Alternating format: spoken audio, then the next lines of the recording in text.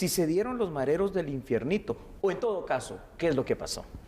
Bueno, hay que tomar en cuenta que tras varias horas también en esta negociación y detención, los privados de libertad liberaron a los guardias del sistema penitenciario que tenían como rehenes. A primera hora del pasado lunes, los privados de libertad de la cárcel El Infiernito, ubicada en Escuintla, retuvieron a 10 guardias del sistema penitenciario. Esto como venganza por el traslado de sus compañeros a diferentes centros de privación de libertad.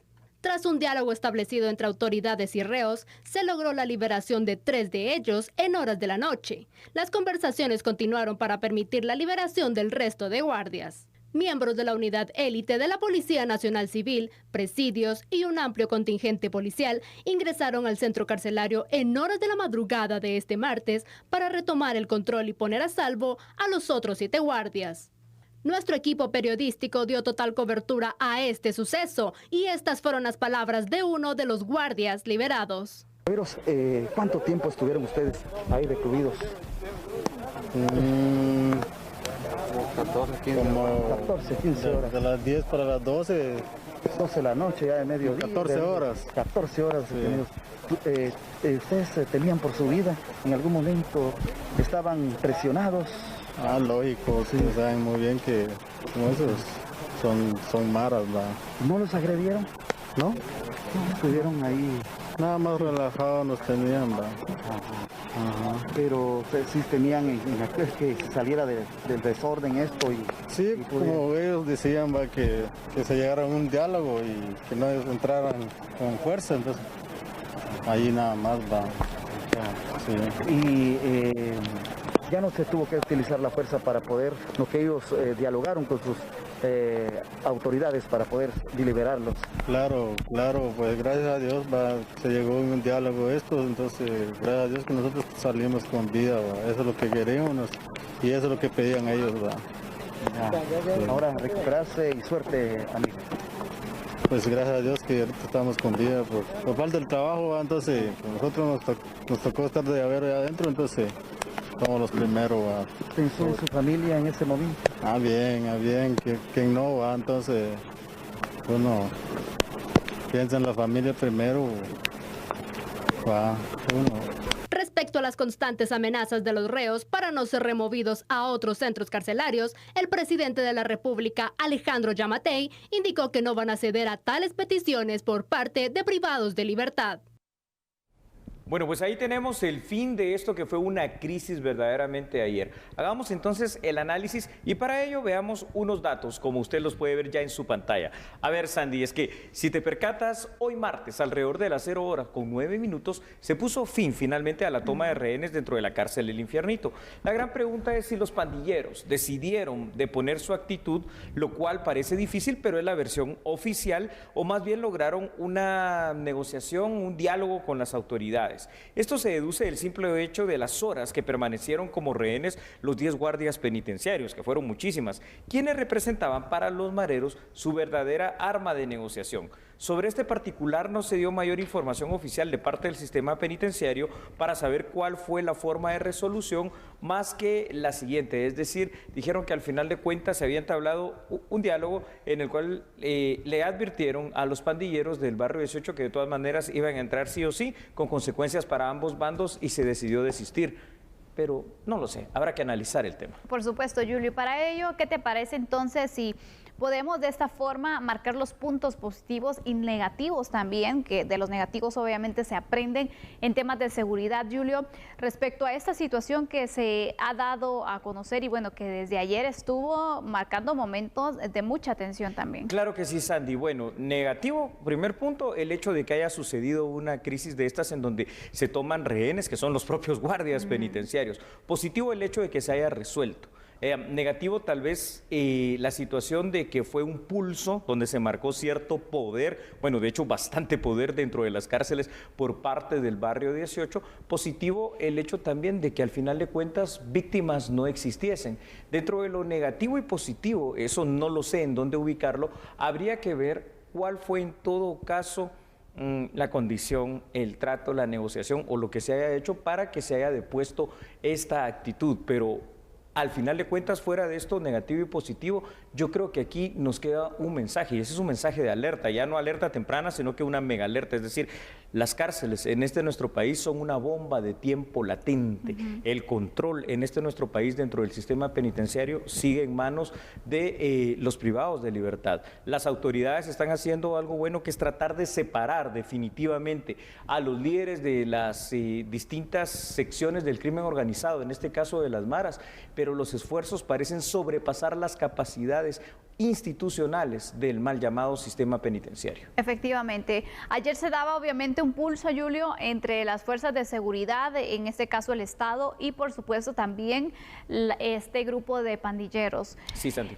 Se podría visualizar que con la liberación de los guardias de seguridad, esta batalla la ha ganado precisamente las autoridades, las fuerzas de seguridad. Pero ¿cómo se puede visualizar esta situación? ¿O qué interpretación le das tú, que tienes experiencia en el tema carcelario y por supuesto de seguridad? Sí, Sandy, al final de cuentas eso pareciera ser el epílogo, al menos de esta batalla como tú lo has definido. Parece ser aparentemente una victoria de las fuerzas de seguridad, pero dentro de esa victoria hay mucho de amargo, porque tiene un gran sabor a derrota con el hecho de que se mostró a las propias autoridades del sistema penitenciario y se mostró obviamente a la población guatemalteca lo vulnerables que son al final de cuentas todos dentro de las mal llamadas cárceles del sistema penitenciario. El control definitivamente, para arreglar un problema hay que reconocer que existe ese problema, y el problema en las cárceles existe. Hay sobrepoblación, hay corrupción, hay un hacinamiento terrible, no hay las condiciones reales para poder establecer un control de parte del Estado.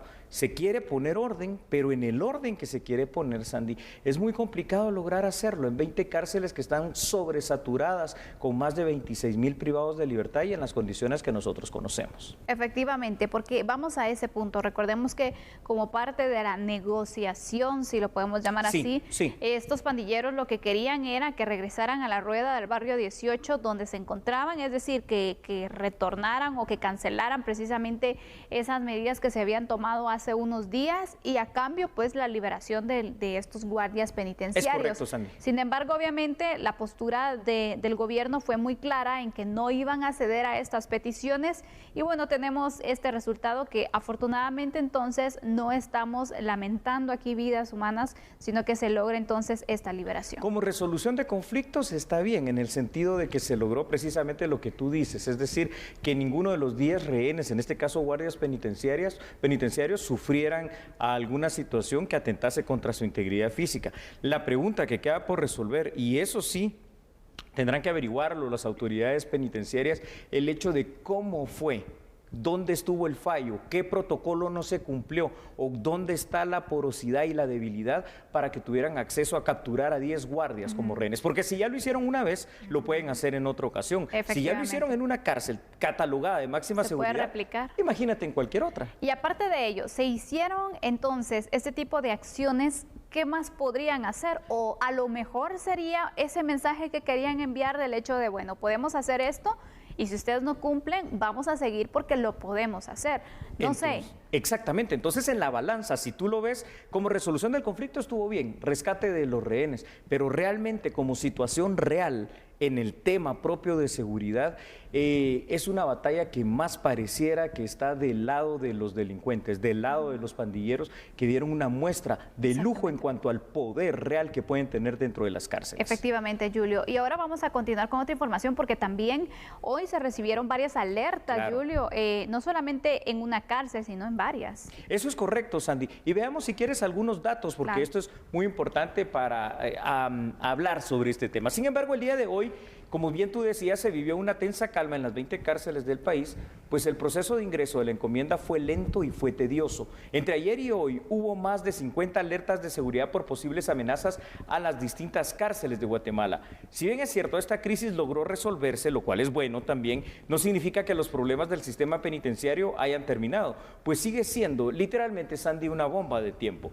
Si el sistema penitenciario de verdad no realiza cambios, pero cambios profundos, cambios de fondo, cambios reales, este tipo de situaciones que amenazan la seguridad seguirán ocurriendo, solo que ahora de una manera más recurrente y no sabemos hasta qué punto y hasta qué magnitud.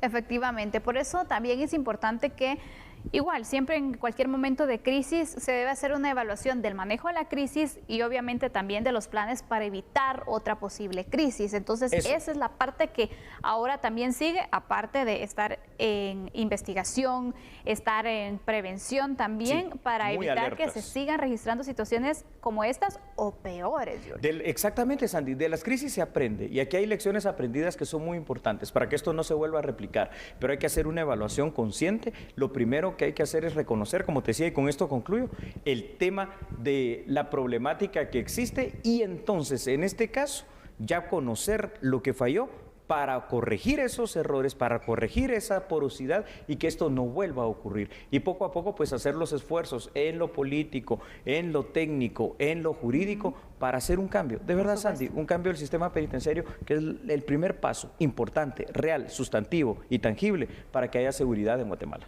Bueno, vamos a ir concluyendo con este tema, pero les vamos a adelantar una información que en unos momentos tenemos el desarrollo de la misma. Alias El Lobo ha sido trasladado a un centro carcelario, a otra cárcel precisamente. Tenemos imágenes en el momento exacto y precisamente estaremos ampliando esta información en unos momentos. Estamos completamente en vivo con estas imágenes. Ojo que esto que estamos viendo, Sandy, aunque ya ampliaremos la información, alias El Lobo, llamado Aldo Dupier, el que usted está viendo en pantalla, es hoy por hoy el líder máximo de lo que es el barrio 18 en Guatemala, el líder número 1 de la rueda del barrio. Esta es una información muy, pero muy importante. Al regresar tenemos los detalles y, por supuesto, el resto de imágenes. Por favor, no se lo pierda. Regresamos enseguida. Así es, así que señoras y señores, por favor, rápido regresamos. Usted no cambie porque nosotros somos A la Medida.